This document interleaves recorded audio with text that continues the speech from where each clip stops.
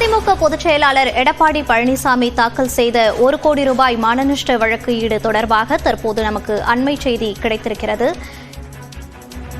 இந்த வழக்குக்கு பதில் தர தற்போது உயர்நீதிமன்றம் உத்தரவு பிறப்பித்திருக்கிறது. தற்போது கிடைத்திருக்கும் முக்கிய செய்தியை பார்த்து வருகிறோம். இது குறித்த கூடுதல் விவரங்களோடு இணைகிறார் நமது செய்தியாளர் மதன். இந்த வழக்கு குறித்த விவரங்களை பதிவு பண்ணலாம். சுடநாடு கொலை மற்றும் கொள்ளை வழக்கில் தன்னை தொடர்புபடுத்தி வீடியோ வெளியிட்ட டெல்லியை சேர்ந்த பத்திரிகையாளர் மேத்யூ சாமுவேல் மற்றும் இந்த வழக்கில் குற்றம் சாட்டப்பட்ட சயான் மற்றும் வாதையார் மனோஜ் ஆகியோருக்கு எதிராக அதிமுக பொதுச் செயலாளர் எடப்பாடி பழனிசாமி 1,10,00,000 ரூபாய் மானநஷ்ட ஈடு கேட்டு கடந்த 2019ஆம் ஆண்டு இந்த ஒரு வழக்கை தொடர்ந்திருந்தார். இந்த வழக்கில் மேத்யூ சாமுவேல் தரப்பில் ஒரு பதில் மனு தாக்கல் செய்யப்பட்டது. அந்த பதில் மனுவில் எடப்பாடி பழனிசாமி குறித்து தவறான கருத்துக்கள் தெரிவித்திருப்பதாகவும் அதை நீக்க வேண்டும் என்று எடப்பாடி பழனிசாமி சார்பில் ஒரு புதிய மனு தாக்கல் செய்யப்பட்டது.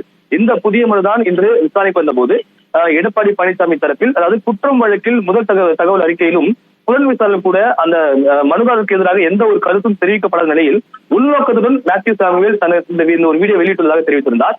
மேலும் இந்த வழக்கில் மேத்யூ சாமுவேல் தாக்கல் செய்த பதில் மனுவில் உள்ள தேவையில்லாத அந்த விஷயங்களை நீக்க வேண்டும் என்றும் தெரிவித்திருந்தார். இதையடுத்து இந்த பதில் மனு தொடர்பாக பரிசீலித்த நீதிபதி இந்த பதில் மனுவில் கூறியுள்ள தேவையற்ற வார்த்தைகளை நீக்குவது தொடர்பாக மேத்யூ சாமுவேல் தரப்பில் விளக்கம் கேட்டு தெரிவிக்க வேண்டும் என்று உத்தரவிட்டு இந்த வழக்கு விசாரணை மீண்டும் டிசம்பர் 12ஆம் தேதிக்கு தள்ளி வைக்கப்பட்டுள்ளது. மோனிஷா, விவரங்களுக்கு நன்றி மதன்.